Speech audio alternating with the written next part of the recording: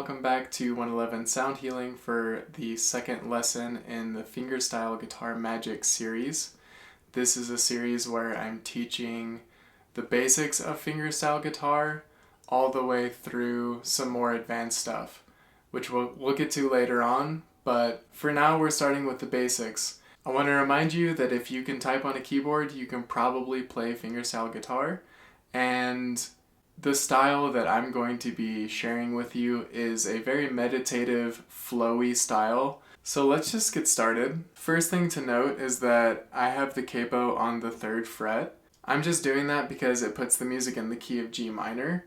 And the way that I've constructed this fingerstyle series is actually to go across different key signatures so that if people are interested in using this for vocal toning, you've already learned A minor in the first lesson.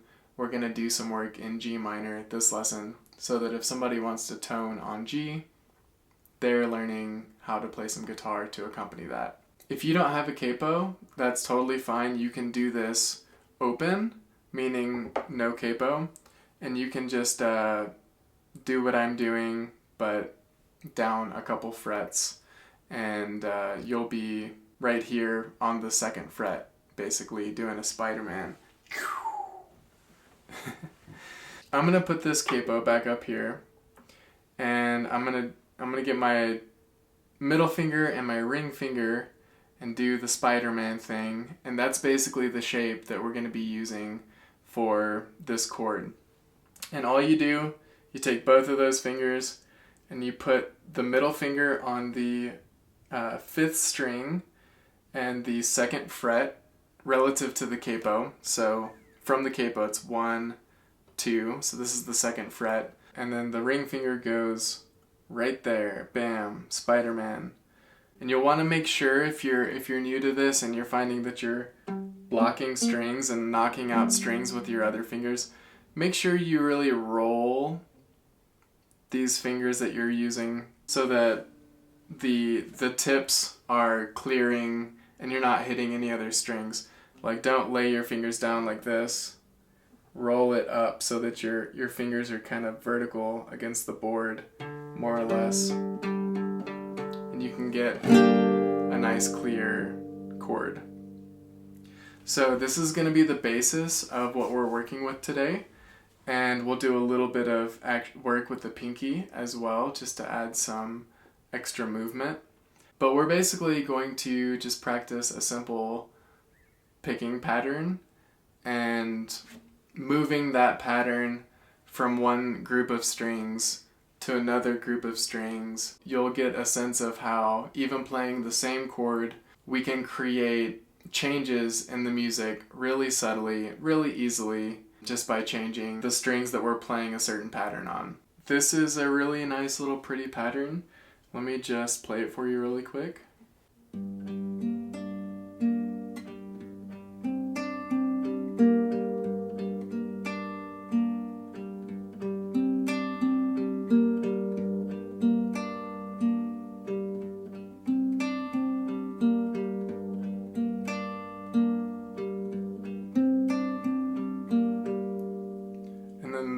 The second variation of that is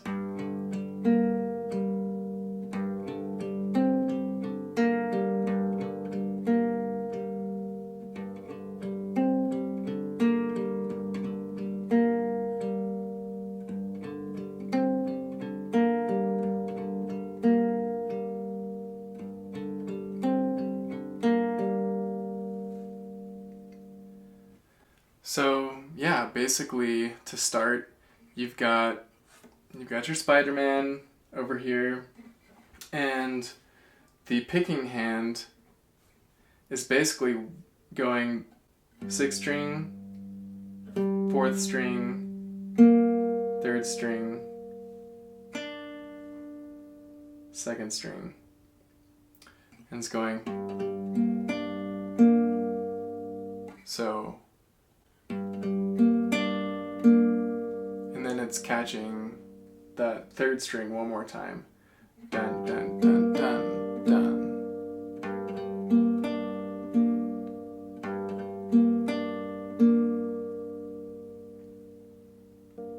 add the pinky to the 2nd fret on the 3rd string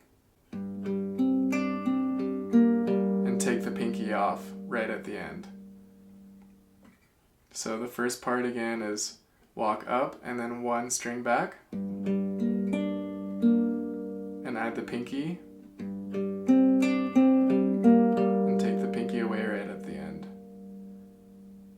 And if you're having a hard time with the rhythm and you want to get the rhythm into your body, just clap along with me while I'm playing these rhythms, or just clap it out to yourself, but it's basically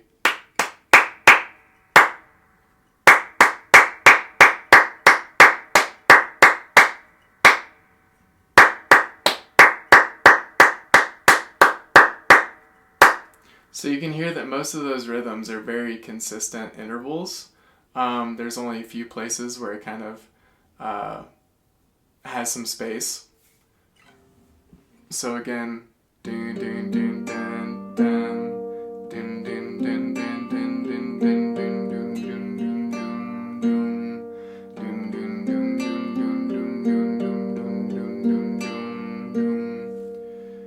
And something I meant to point out earlier, we're skipping this 5th string when we're playing this first iteration.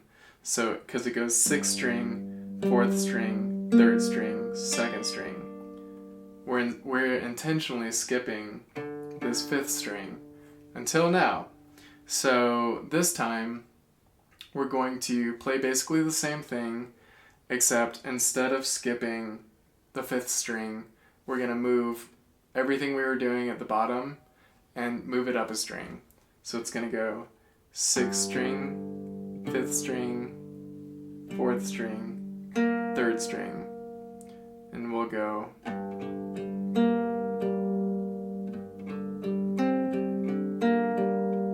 slightly different pattern, but it's walking up as we did before, and then catching that string on the way back, and then adding the pinky,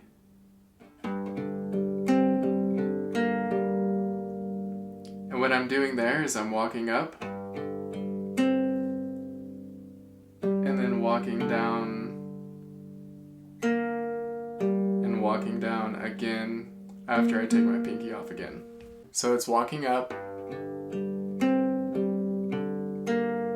then walking down twice. And I like to think of this as like, you know, walking up or walking down, because that's basically what it's doing. You know, that's basically what you're doing. And that's basically how you create music. You go from a starting point, and then you go up a bit, and then you walk down a bit, and then you walk up a bit, and then you walk down a bit. And it's this combination of how you arrange the ups and downs and how you just shape it all that makes the music unique. But at the end of the day, it's really just like, we're going up, we're going down, we're going this far up, we're going this far down, and we're coming back to the middle. Then you can move back to skipping the 5th string and starting the pattern on the 4th string.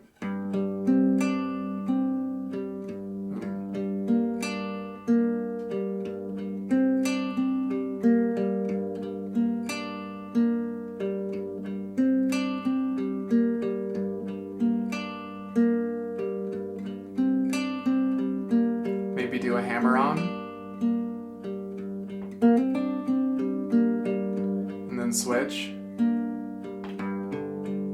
to the 5th string.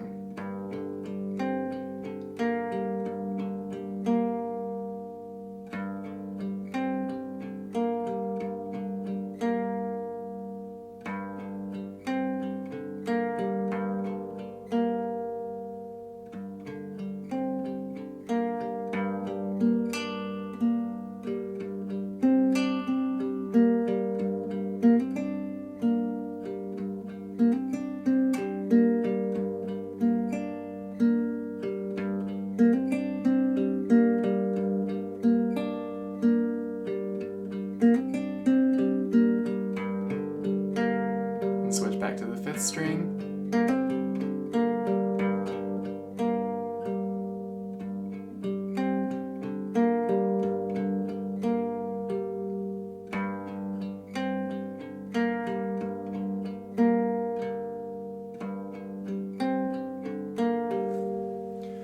see just in that one chord where we're really not doing much over here in terms of moving around the fretboard, we're still creating that variation in the music, and it still creates this flow.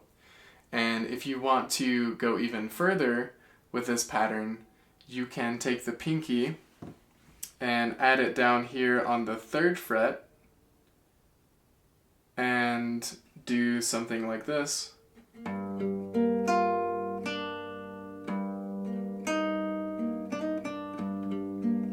So you have the pinky there.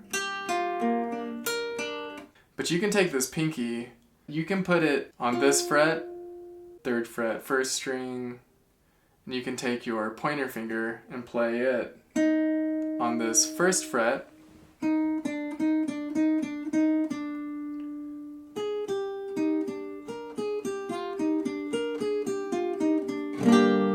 From the pinky on the 3rd fret to the pointer finger on the 1st fret, and then to open, all on the same string. You just use the same finger to pluck the string multiple times if you need to.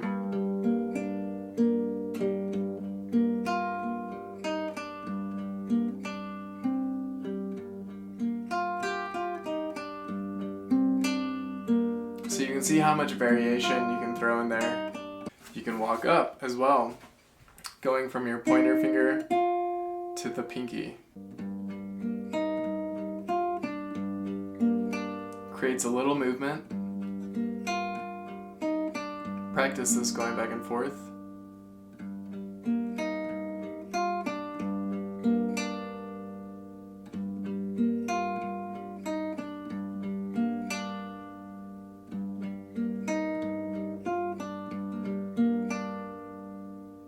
So that's the main gist of it. You know, you've got your pattern that you're playing with your picking hand, and it's pretty consistent. It's doing a lot of even intervals in between the rhythms. And you've got your shape that you've learned now, your Spider-Man. You've got the version where you can skip the 5th string, and the version where you can play the 5th string that you can alternate back and forth with. And you've got the pinky and pointer finger down here on the 2nd string.